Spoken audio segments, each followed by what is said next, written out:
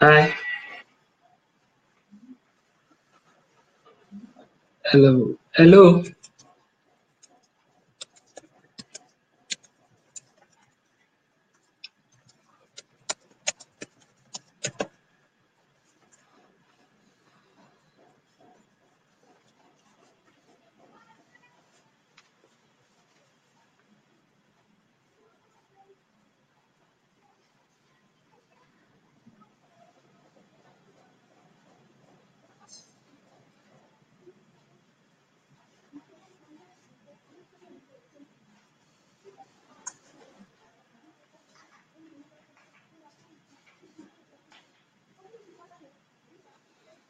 Hello. I am welcome to Teach.ng Tribe series.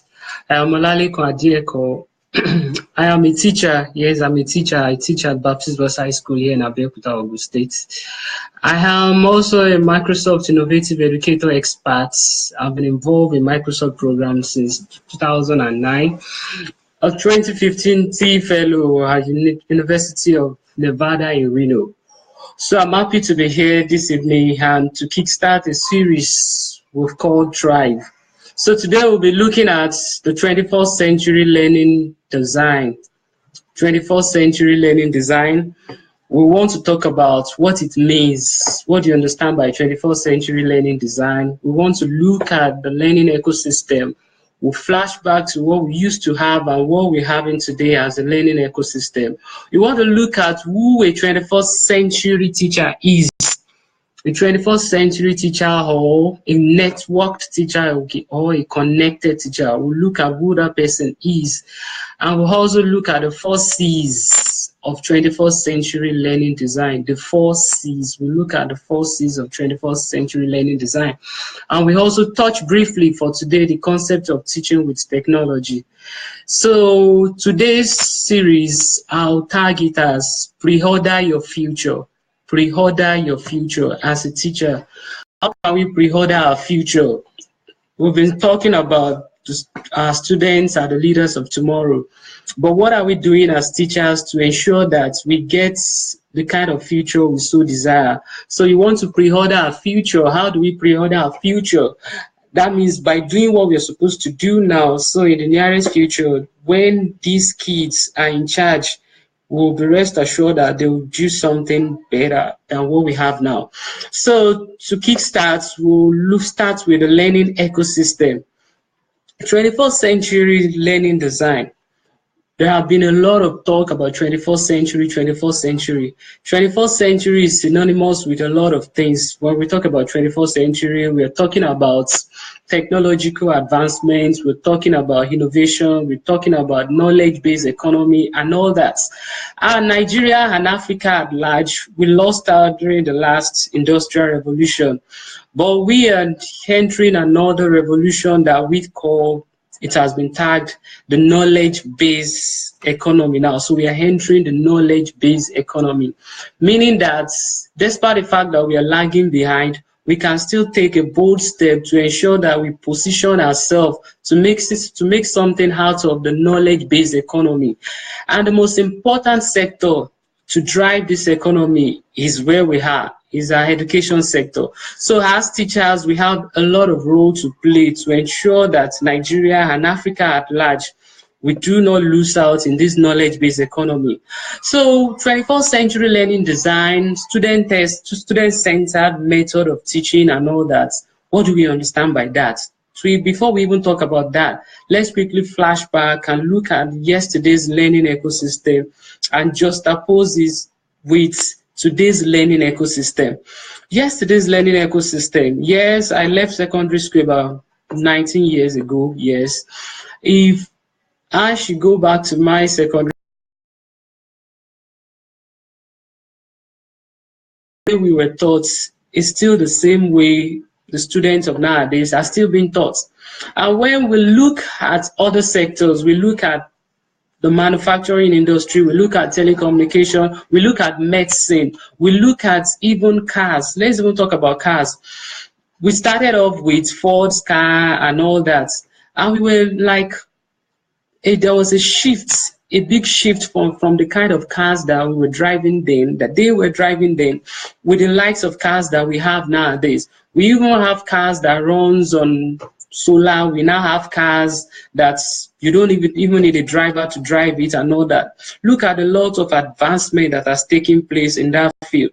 Let's even talk about medicine. A lot of things are happening in medicine. In telecommunication, a lot of things are happening. But when we zero in on education, it seems we're just running in circles. I'm not talking about the West here. I'm talking about Nigeria. I'm talking about Africa. It seems we're running in circles. We are not actually doing things differently. The same way I was taught 19 years ago is still the same way our kids of today are still being taught in the classroom. The same way teachers are seen as the sage on the stage is still the same thing today. So what has happened? A lot of advancement has taken place in other fields, but in education, it seems it's still the same. So we need teachers, we need a lot of things to put it back in the right perspective. But I don't want to focus on things that are not within our reach. I don't want us to talk about government. I don't want us to talk about all that for now. But I want us to just focus on ourselves as teachers. What can we do? So looking at the yesterday's learning ecosystem, the students of yesterday, they were just exposed to about 4 different sources of information. Being the teacher, yes, the most important. The teacher is seen as the sage on the stage, the master in the class. Then the parents, if the student is lucky enough to have literate parents, friends, and library. Just those 4 sources of information: the teacher, the parents, the friends, and the school library, if the school is lucky enough to have one. But when we talk about today's learning ecosystem, we have students that are exposed to a whole lot of things. We have internet. The students have internet on their palm. They have smartphones. They have computer system at home. They belong to different groups on social media. I'm talking about learning ecosystem now. I'm talking about different sources where these students get information. So if our students are exposed to a whole lot of things, if our students have access to wikis, have access to blogs, have access to videos, have access to MOOC, massive online open courses, they have access to all these sources of information, then we as teachers, what are we doing? We as teachers need as well to be a connected teacher. We need to be that 21st century teacher to be able to bring out the best in our kids. So when we look at the yesterday's learning ecosystem and today's learning ecosystem, a lot of things has changed. And we as teachers too, we need to move with the tide. We need to be that networked teacher. So when we say a network teacher, what are we talking about? A 21st century teacher, or a network teacher, or that connected teacher? What are we talking about? I'm talking about teachers with access to a whole lot of resources. I am not saying that the teachers should have answers to all questions, but I'm talking about teachers that knows where to get answers at every point in time. I'm talking about that teacher that belongs to different groups on the internet where they discuss different concepts, different things are happening. I'm talking about teachers that have access to the curriculum document. I'm talking about teachers that are connected to other teachers teaching the same subject in the country or even outside the country, that can always relate with them to learn more about the new trends and all that. I'm talking about teacher with access to different media in form of video, audio, text, books, and all that. I'm talking about that teacher that is involved in a whole lot of projects even beyond the shores of the country. I'm talking about that teacher that have access to blogs, wikis, local communities, different resources. We're talking about that network teacher, not that teacher that still restricts himself or herself to just a textbook. We're not talking about teacher that will just focus solely on one textbook and one textbook only. I was opportune to see a question set by a teacher. The teacher teaches civics, and the teacher was asking the tallest building in Nigeria, and the teacher wrote as the answer, he wrote the Cocoa House in Ibadan as the tallest building in Nigeria, because the teacher is still using that same old textbook. So we're talking about a network teacher. We want our teachers to be a network teacher, a teacher with different skills, a teacher that have these following skills: communication skill, a teacher that is a learner, a teacher that is ready to learn, relearn, and unlearn, a visionary teacher, a teacher that is a leader, a role model, a collaborator, a risk taker. All these skills are the skills that our teachers, the 21st century teacher, should have.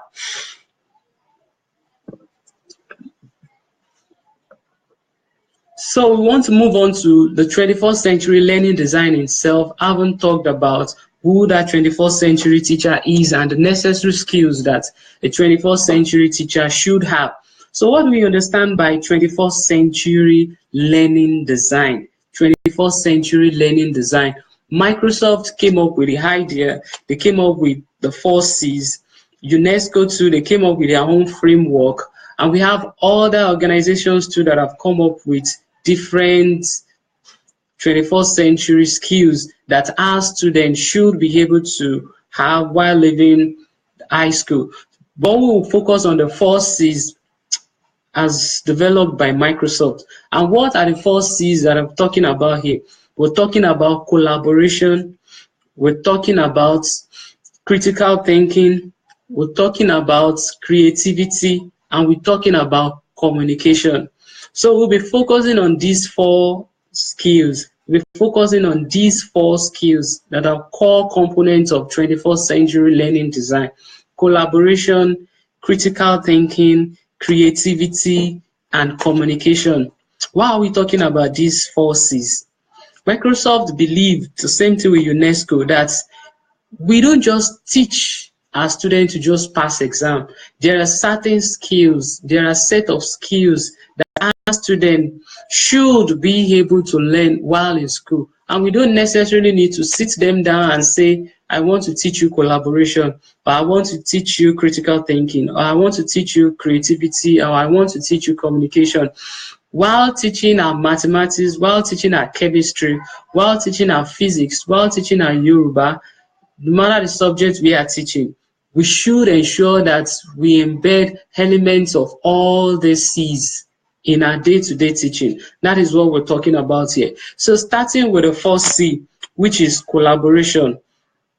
Out of these 4 C's, collaboration is my favorite.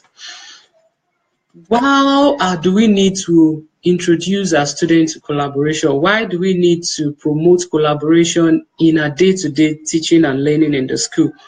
Collaboration will help students to work together, and these kind of activities that the student can do while working together include, they can work together to discuss, create a product. And while students are working together in the classroom, they learn certain skills while working together in the classroom. They learn about shared responsibility.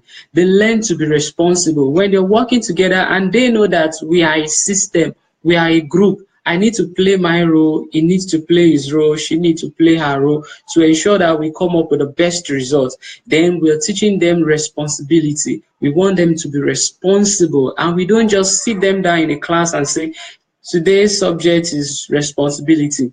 We need to ensure that while we are teaching our subject, all these skills are embedded in what we do in the classroom. Students must have shared responsibility for their work, and the learning activities designed in a way that requires students to make substantive decisions together.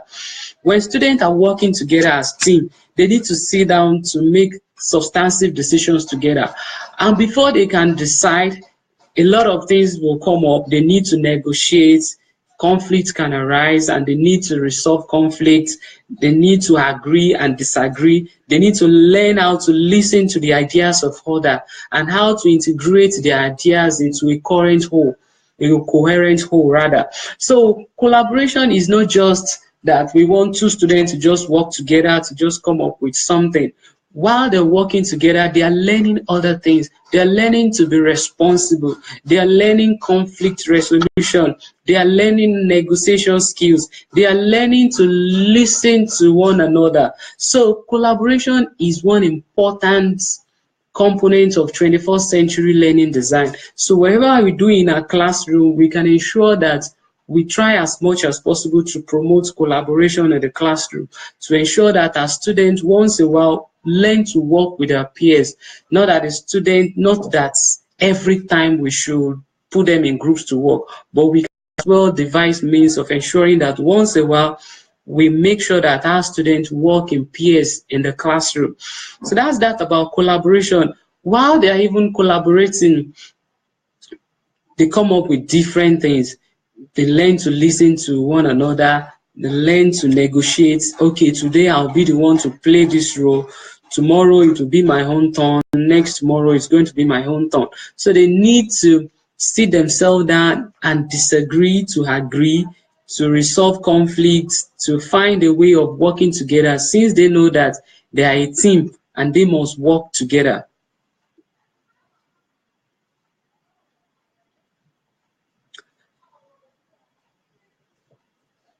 The other C we'll be talking about is creativity. We have creativity. We've talked about collaboration. We need to promote team building. We want our students to be able to work together, to develop different skills, to develop negotiation and all that. So the second C is creativity. We want our students to be able to sit down, think innovatively and come up with ideas. We don't want our students to just sit down there and just listen to the teachers and do the biddings of the teachers always. No, this is their world. We want our students, we want to make sure that we promote creativity. We want them to think of innovative ways of solving problems, not just one way. There are no one way to solving a problem. There are several ways to solve a problem. So we don't just tell our students that you must do it this way.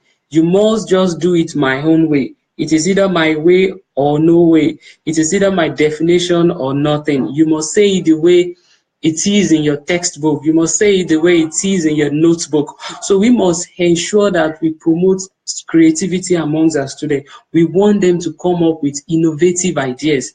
I so much love what the Mandela Washington Fellows are doing. Last year, they came up with an idea. They called it Beyond School Community Challenge.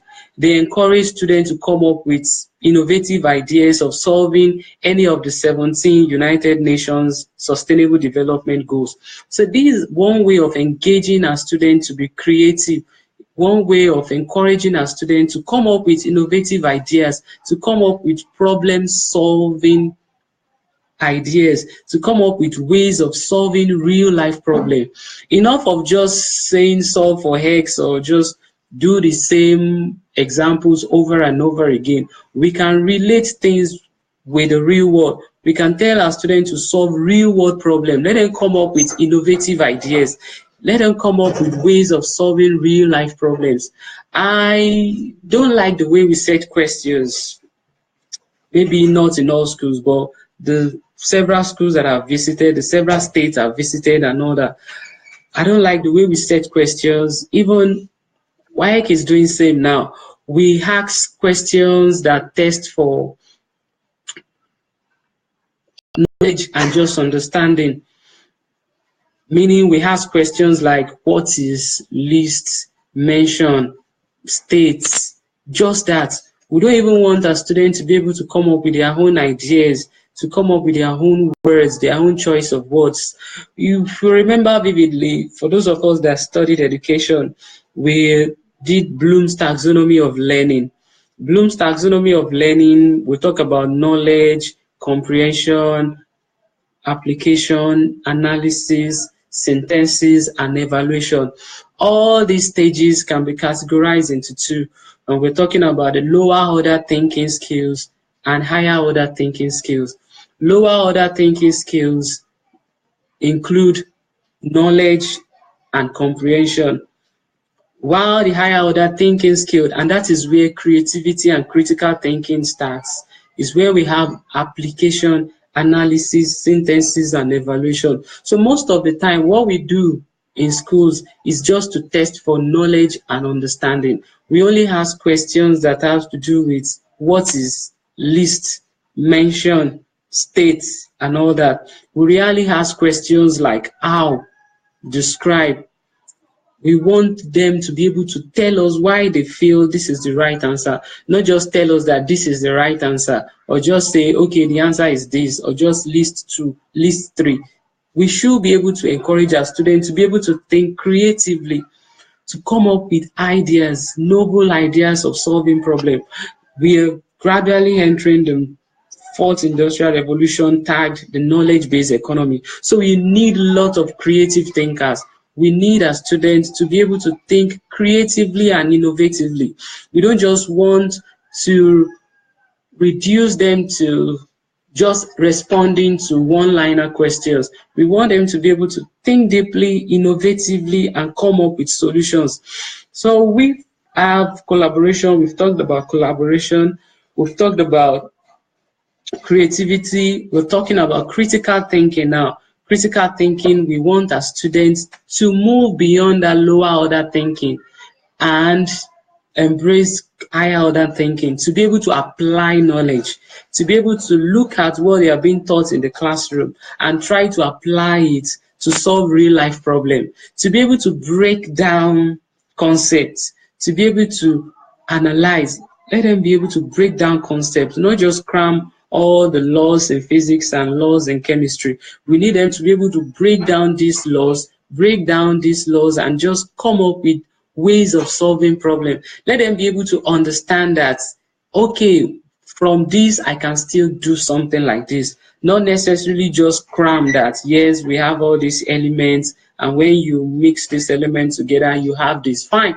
We need them to know that. But beyond that, we want them to be able to do much more than that. So as teachers, we need to ensure that whatever we do in the classroom, we promote collaboration, we promote creativity, we promote critical thinking, and the last C, we promote communication. We can once in a while encourage our students to get up in the class and take the role of a teacher and just address the class, or we want them to come up with presentation after a project, after they must have completed a project. We want them to stand up in front of the class and then present to the entire class. Communication can be in many ways. It could be in form of audio, it could be in form of video, it could be in form of pictures. Recently, I introduced my students to SDGs, the 17 SDGs, and I asked some of them to paint pictures representing any of the 17 SDGs. I was surprised with the kind of pictures painted by these kids. I uploaded it on Twitter, and a whole lot of people were like, wow, so students could come up with these creative ideas. So if we do not expose them to all this, they won't be able to do things. But we want to challenge them, we want to push them, we want to encourage them and say, yes, you can do it. So as teachers, we need to ensure that every time we get in the classroom, we promote collaboration, we promote creativity, we promote critical thinking, we promote communication. We as well promote what we call self-regulation. As yes, I studied computer science in the university, but most of the things that I know today, I had to learn watching videos on YouTube, surfing the web to download different PDF, get involved in different fora and all that. We need to encourage our students to be able to self-regulate. While they're self-regulating, they tend to learn at their own pace. They tend to invest more time in learning. They don't just sit back at home and just rely solely on what the teachers must have taught them. We want them to be able to say, yes, our teacher stopped at point 2. I want to go back home and still figure out point 3, point 4, point 5. So we need our students to be creative thinkers. We want them to be able to self-regulate. We want them to have that team building skills. We want them to be creative. We want them to have that critical thinking, to be innovative. So all these 4 C's are the major components of the 21st century learning design. We want teachers that are networked, teachers that are connected, teachers that are ready to work with other teachers in different parts of the world, teachers that will be ready to invite other teachers into their classroom to ensure that we promote quality education, teachers that will be ready to ensure that we solve real life problems in our classroom and not just textbook problems. So that's that about the 4 C's: collaboration, critical thinking, communication, and creativity. Then briefly about teaching with technology. There have been a lot of misconception that technology will make a bad teacher a good teacher or make a bad teacher a better teacher. No, technology itself, it's not the cake. It's just the icing on the cake. Before we can say we want to effectively introduce technology in the classroom, the teacher must understand what he or she wants to achieve in the classroom. So technology is not just all in all, or we just solve the problem in education. No, technology can only make a good teacher a better teacher, but certainly not a bad teacher a good teacher. It's possible that even make a bad teacher make the person get worse. So technology is not the cake itself, just like I said earlier on, it's just the icing on the cake. Before the teacher can say, yes, I want to use technology in the classroom, the teacher must understand the tech he is interested in using in the classroom. He must understand the level of the student. He must understand how to effectively use the technology to achieve the goals in the classroom, to achieve the stated objective. What I do advocate for is to blend and align technology with our curriculum, to find a way of blending and aligning technology with the curriculum. Not that we just say, yes, we now have technology, so I'm okay, I don't even need to talk about the curriculum. We should find a way of blending and aligning technology with the curriculum. Education is not just about the school or the university or the buildings. It's about building the competence, the capability, the capacity of a nation. It's about getting everybody up to speed. So we should find a way of leveraging on technology to improve the quality of education. I know not all schools have access to massive technological gadgets, but no matter where you are, no matter the access you have, whether limited or you have huge amounts of gadgets at your disposal, we should just try to find a way of exposing our students to all this. Because gone are the days when we say we want to rank our students and we say we want to rank maybe students in Lagos State with students in Abuja. No, we are ranking our students with their peers in other countries. We are ranking our students with their peers in different parts of the world. So we shouldn't just say we need to just do things in line with what we have here in the country. No, we've been saying the world is now a global village. So when if the world is a global village truly, then our students are competing with other students out there. And as teachers, we should be able to position our students to compete with their peers in different parts of the world. So whatever we have at our disposal, we have different applications, different concepts, different tech that we can use to enhance teaching and learning in the classroom. Today, we're just introducing ourselves to the 21st century learning design. The next time we'll be talking together, we'll be having this session, we'll be looking at different tech that we can use in the classroom. We'll be touching Sway, we'll be touching how to use Skype in the classroom. We'll be talking about how to use OneNote as a tool to enhance teaching and learning. We'll be talking about how to use Microsoft Office Mix. We'll be talking about how to use coding apps like Scratch, like Alice, like Minecraft in the classroom to encourage our students to be able to code and all that. So we'll be touching all these tools. We'll be going in depth. We'll be touching all these tools. We'll look at real life scenario. We're not just going to talk in theory. We'll talk in practical. We'll talk about how to ensure we use all these tools effectively to help our students in the classroom. Today, let me just do a quick rundown of what we've been discussing so far. Today, I decided to tag today's session, Pre-Order Your Future. I'll encourage us to check the YouTube and look for a video by Prince EA, where he talked about latest different advancement that we've experienced in different sectors, and while education seems to remain the same. So we've talked about the learning ecosystem. We looked at the yesterday's learning ecosystem. We looked at today's learning ecosystem. We talked about a 21st century teacher, the necessary skills that a 21st century teacher should have.